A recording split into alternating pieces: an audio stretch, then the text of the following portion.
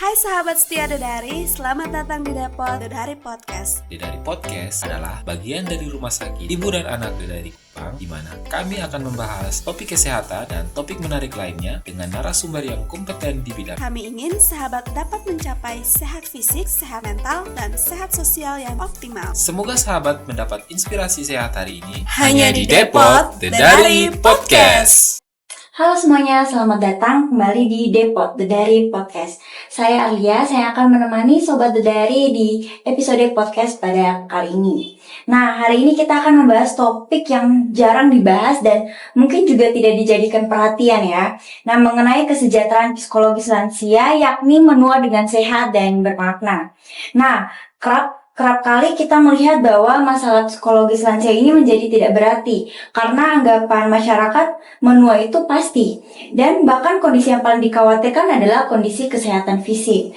Nah, apakah kita benar-benar yakin bahwa lansia tidak mengalami perubahan psikologis atau bahkan memendam sesuatu di tahap perkembangan ini? Mari kita sama-sama membahas topik ini secara terbuka dengan salah satu narasumber kita yang sangat pakar di bidang kejiwaan, yaitu Dr. Rambu Kapita, SPKJ. Halo dokter, gimana kabarnya? Selamat siang Kak Arlia. Kabarnya baik. Oke, baik dok, boleh dong kenalan dulu sama Sobat Dedari dan mungkin sekaligus share sedikit tentang mengapa Ibu Dokter memilih menjadi spesialis kejiwaan. Oke, terima kasih Kak Arlia. Selamat siang, salam jumpa untuk teman-teman Sobat Dedari Podcast Depot. Perkenalkan, saya Dr. Rambu Kapita, SPKJ, psikiater yang bertugas di klinik Dewanta Mental Health Care. Kalau ditanya ya tentang apa yang membuat tertarik di bidang saya ini, salah satunya karena psikiater itu menangani banyak sisi ya, banyak ilmunya cukup luas, baik dari sisi setiap tahap-tahap perkembangan, baik dari anak kecil, dewasa, muda, dan juga sampai ke lansia. Itu masing-masingnya punya tantangan-tantangannya sendiri. Nah, kebetulan saya orangnya suka menerima tantangan, jadinya seperti itu kayaknya. Baik. Baik Sobat Dedari, nah biasanya itu kita tuh memberi informasi mengenai kesehatan ibu dan anak. Nah, namun di episode podcast kali ini kita akan berbicara mengenai masalah psikologis yang erat dengan kehidupan lansia. Nah, perlu sahabat setia Dedari Podcast ketahui bahwa RSIA Dedari juga memiliki tempat khusus perawatan jiwa yang bernama Klinik Utama Jiwa Dewanta Mental Health Care yang beralamat di Pasir Panjang. Nah, di DMH ini sendiri memiliki banyak tenaga ahli jiwa mulai dari psikiater, psikologis klinik, psikologi anak, dan terapis bicara. Nah, Dr. Rambu sendiri ini merupakan psikiater yang berpraktek di Klinik Utama Jiwa Dewanta Mental Health Care. Nah, baik, langsung saja ya dokter. Nah, saat kita dengar kata lansia ini, orang langsung memikirkan mungkin penyakit fisik, tubuh melemah, atau keterbatasan gerak. Nah, padahal sebenarnya ada hal lain yang sangat-sangat penting, yaitu kesehatan psikologis. Nah, kita tahu bersama bahwa menuju lansia itu artinya sudah berkembang melewati semua tahap perkembangan. Nah, mungkin di sini dokter bisa menjelaskan pandangan dokter terkait sisi perkembangan sekaligus sisi penurunan pada lansia terkait kondisi psikologis. Oke, baik. Terima kasih Kak Alia.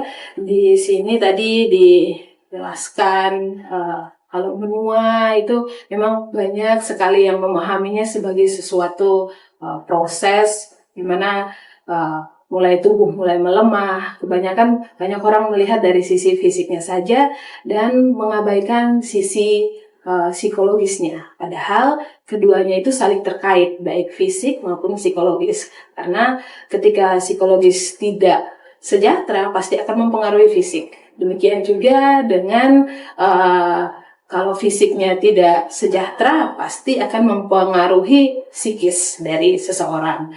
Kalau tadi ditanyakan tentang proses penuaan itu sendiri, sebenarnya proses penuaan itu bukanlah suatu penyakit, tapi itu merupakan sesuatu hal yang fisiologis. akan terjadi pada semua orang dan terjadi memang secara alamiah kayak gitu dan tidak bisa ditolak. Tapi bagaimana kita mengisi masa-masa mulai melemahnya atau mulai terjadi penuaan ini.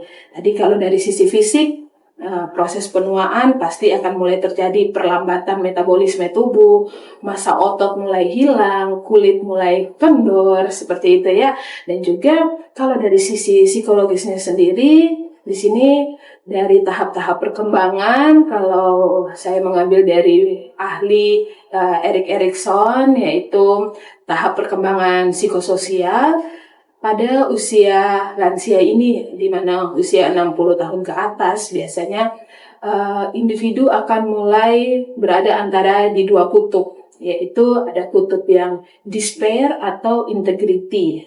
Nah, integrity versus despair ini bisa terjadi pada siapa saja, kayak gitu. Despair itu artinya dia mulai mengalami semacam putusasaan dalam menghadapi proses penuaannya ini, dia mulai merasa tidak berarti dan juga di sini dia mulai mulai ada penyesalan terhadap kehidupannya. Sedangkan dalam proses integrity itu dia merasa bermakna hidupnya dan dia juga tidak ada penyesalan dalam dia menjalankan kehidupannya seperti itu. Dan kita pastinya kalau ingin kesejahteraan secara psikologis pada lansia, kita mengharapkannya pasien-pasien itu akan tidak pada fase yang despair ya, dia akan lebih kepada fase yang integrity seperti itu. Oke, baik dok. Nah kalau begitu dok, bagaimana ilmu psikiatri melihat tantangan psikologis yang pasti atau sering dialami oleh lansia? Oke. Baik, yang sering dialami oleh lansia adalah yang pertama di budaya kita di sini ada mulai berkembang ya, di mana ingin untuk awet muda kayak gitu ya. Jadi ada suatu gerakan yang menolak proses penuaan yang sebenarnya tidak bisa kita tolak karena semuanya akan menghadapi proses tersebut seperti itu ya. Namun di sini tantangannya adalah bagaimana kita membuat orang-orang untuk melihat bahwa proses penuaan itu bukan sesuatu yang berbahaya atau penyakit atau banyak pelabelan-pelabelan yang negatif terhadap proses penuaan tersebut sehingga mereka bisa lebih menerima.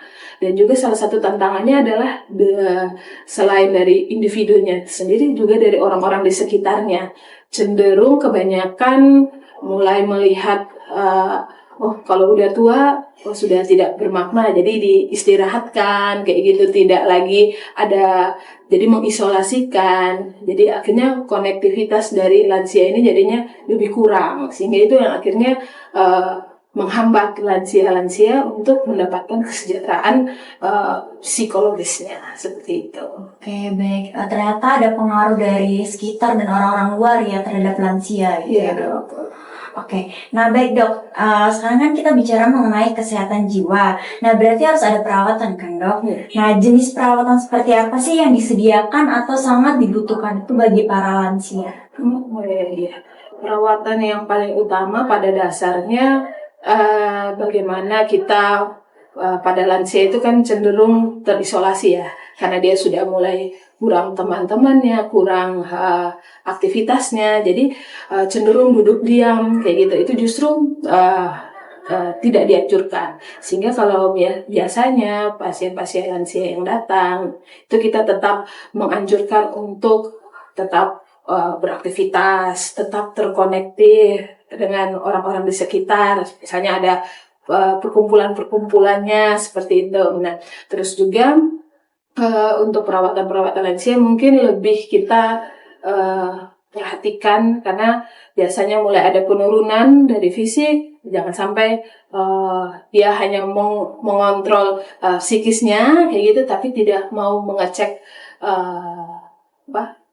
untuk fisiknya. Jadi harus ada tes-tes rutin, check up, medical check up, sehingga ada penyakit-penyakit yang membahayakan seperti misalnya diabetes atau hipertensi atau dislipidemia, kayak kolesterol kayak gitu, itu semuanya ditanggulangi sehingga proses penuaannya jadinya lebih baik.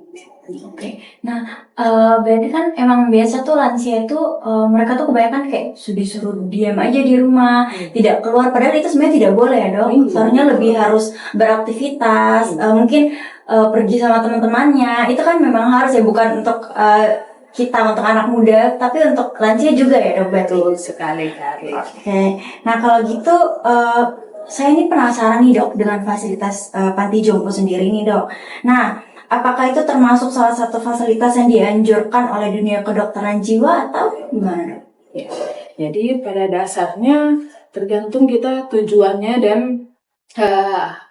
profil layanannya apa, kayak gitu ya. Kalau di panti jompo itu untuk nanti biar lansia bisa mendapatkan konektivitas, punya teman-teman untuk bisa saling sharing, ngobrol, dan lain-lain, itu jadinya bagus kayak gitu. Tapi ketika kalau misalnya panti jompo itu dijadikan hanya sebagai tempat penitipan kayak gitu, jadi justru membuat lansia tidak bisa terkonektivitas dengan anggota keluarga dan lain-lain, hanya dititipkan seperti itu akan justru kurang baik untuk lansia kayak gitu. Tapi kalau misalnya di panti jompo itu ada aktivitas olahraga atau dan lain-lain, itu bisa menjadi salah satu anjuran seperti itu. Tapi sekali lagi tujuannya yang penting, dia tetap harus terkonektivitas kayak gitu. Oke, berarti tujuannya. Iya. Oke, baik. Nah, dok, saya dan mungkin sahabat dari di rumah ya, penasaran sama isu atau stereotip yang biasanya kita jumpai terkait kondisi psikis lansia, tapi sering tidak kita sadari. Nah, kira-kira itu apa saja, dok? Oke.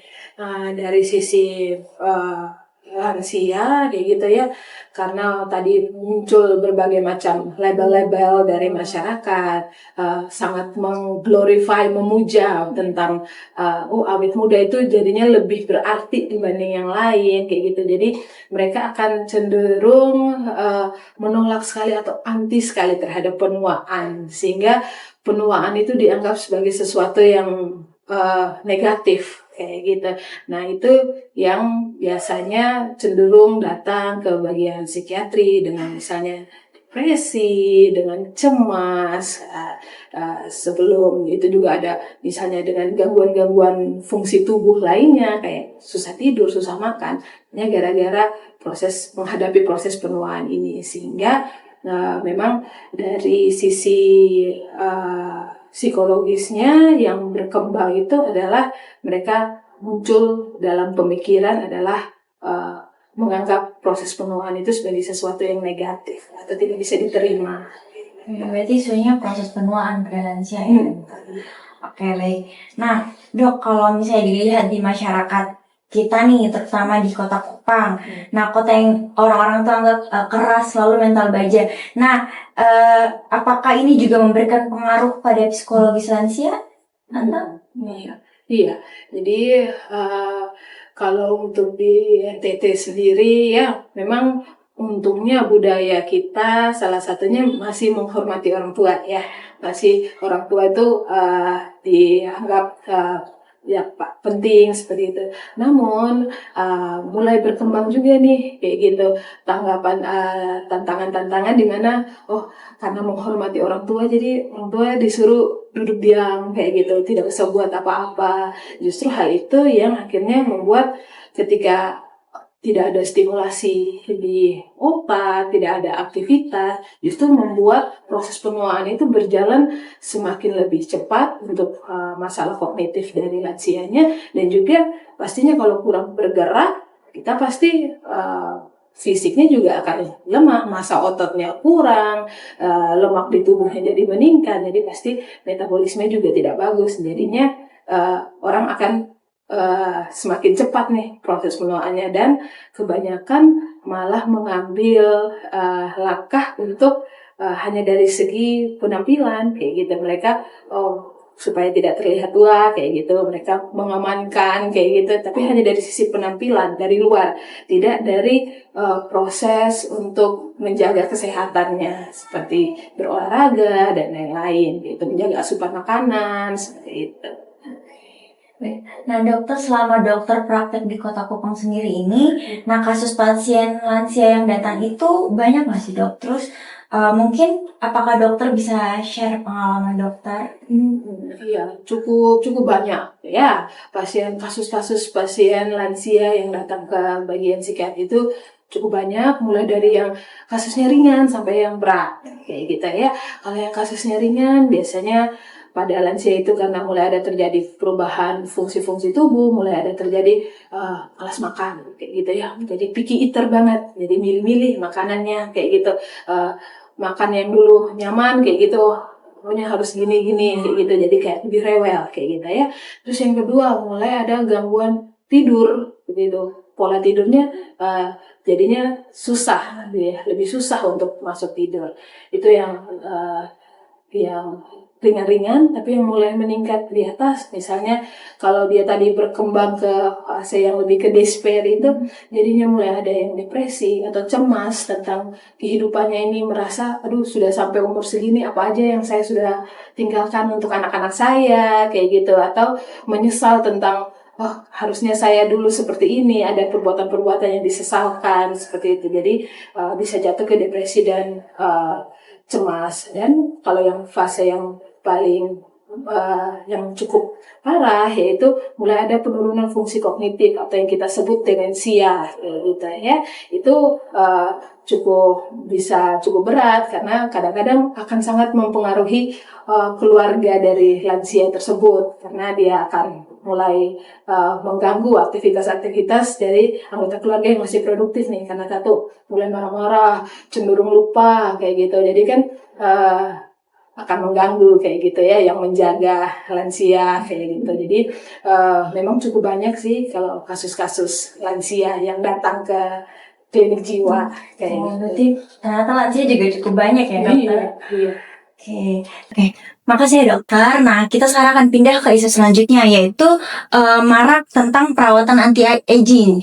Nah, sekarang kita lihat bahwa banyak nih orang lansia melakukan treatment dengan alasan biar lebih percaya diri, biar awet muda. Nah, dari isu ini boleh kan tidak dokter jabarkan dari segi healthy aging tadi dan dampaknya kepada lansia dan mungkin dengan lingkungan sekitarnya dokter? Oke. Ya, ini salah satu hal yang memang sangat ramai ya sekarang kayak gitu.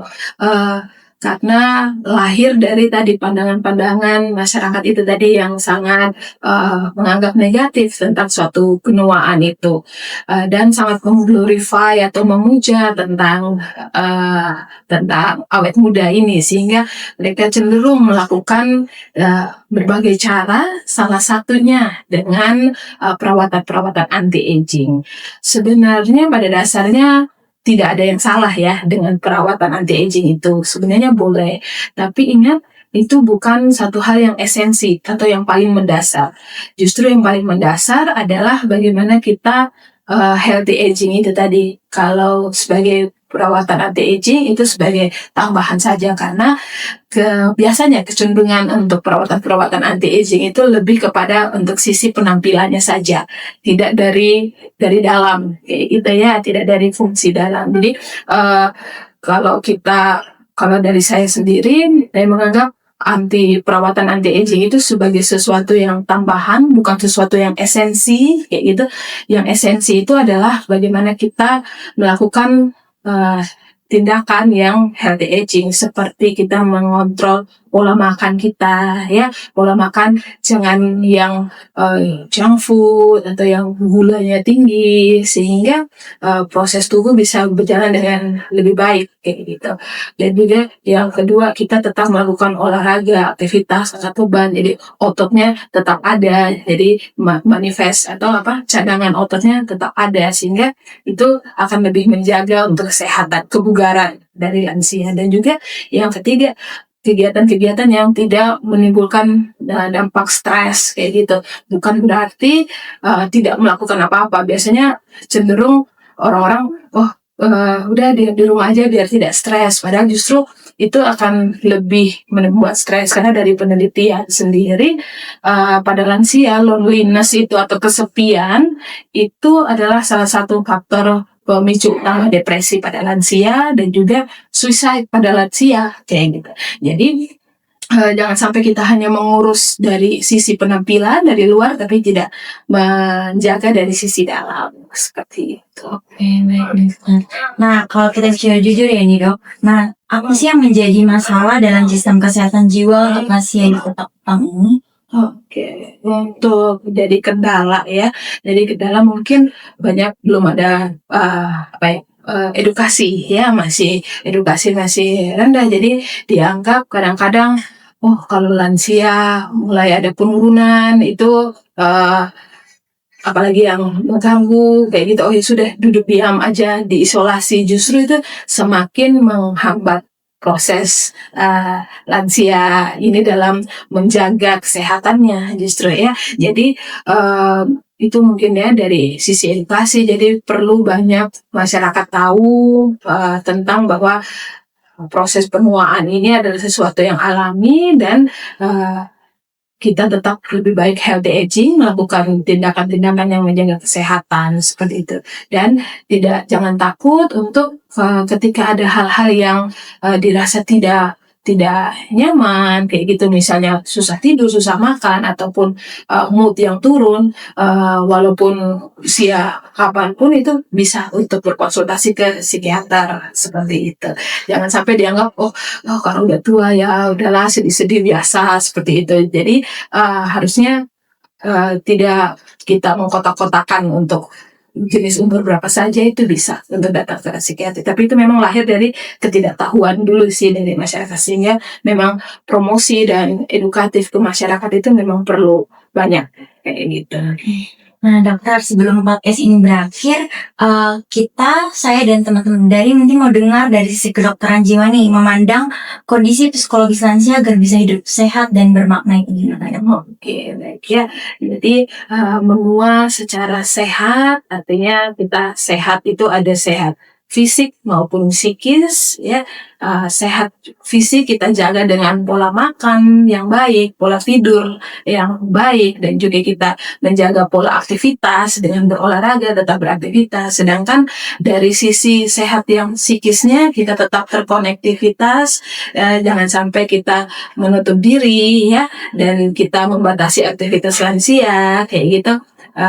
Dan kita tetap kalau dari sisi bermaknanya adalah bagaimana kita menerima proses penuaan ini bukan sebagai sesuatu yang negatif, tapi sesuatu yang memang alami, sehingga kita ketika kita sudah menerima proses penuaan ini, kita akan mampu mengisi setiap momen-momen kehidupan kita dengan sesuatu yang lebih berarti. Kita bisa sharing tentang kehidupan kita kepada generasi yang lebih muda seperti itu, sehingga generasi yang lebih muda bisa mendapatkan manfaat dari proses perjalanan kehidupan kita seperti itu, sehingga kita selalu merasa bermakna, tidak putus asa seperti itu untuk para lansia. Ya baik dokter. Nah mungkin dokter nanti setelah Sobat Dedari nonton ini mungkin ada yang ingin berkonsultasi dengan dokter, dokter bisa promosi mengenai jadwal dokter dong di rumah sakit Dewanta itu. Ya, baik, di klinik Dewanta Mental Healthcare saya berpraktek dari hari Senin sampai hari Sabtu di setiap jam 10 sampai jam 12. Jadi di poli pagi aja nih. Oke, di poli pagi aja ya dok. Oke baik. Oke, terima kasih banyak ya dokter sudah berkenan untuk share informasi penting ini bagi kita dan bagi Sobat Dedari yang di rumah. Nah, banyak hal yang seharusnya perlu kita sadari ya, bahwa penyampaian dokter ini sangat-sangat menarik tentang psikologis untuk lansia. Nah, semoga kita bisa jumpa lagi di lain kesempatan dengan isu yang menarik lainnya. Nah, oke, baik sahabat setia dari podcast, terima kasih sudah setia setia mengikuti dari podcast kali ini. Sebelum berpisah, saya mau kembali menjelaskan bentuk pelayanan kami di Klinik Utama Jiwa Dewantal Mental Health Care yang biasa disebut DMH. Nah, Klinik Utama Jiwa Dewantal Mental Health Care ini beralamat di Pasir Panjang. Nah, di DMH ini memiliki banyak tenaga ahli jiwa, mulai dari psikiater, psikologi klinis, psikologi anak, dan terapis bicara. Jadi teman-teman bisa langsung datang ke Dewantal Mental Health Care di Pasir Panjang. Oke, untuk sahabat yang masih penasaran mengenai topik ini atau ingin konsultasi jiwa sejak dini, bisa langsung komen atau segera reservasi di klinik DMH di nomor kontak di bawah ini. Nah, bagi sahabat yang mau request topik pembahasan menarik lainnya, bisa langsung tinggalkan di kolom komentar. Nah, seperti biasa, jangan lupa untuk like, subscribe, dan share ke kerabatmu biar makin banyak yang tahu informasi kesehatan lainnya. Sampai jumpa di podcast selanjutnya. Salam sehat jiwa.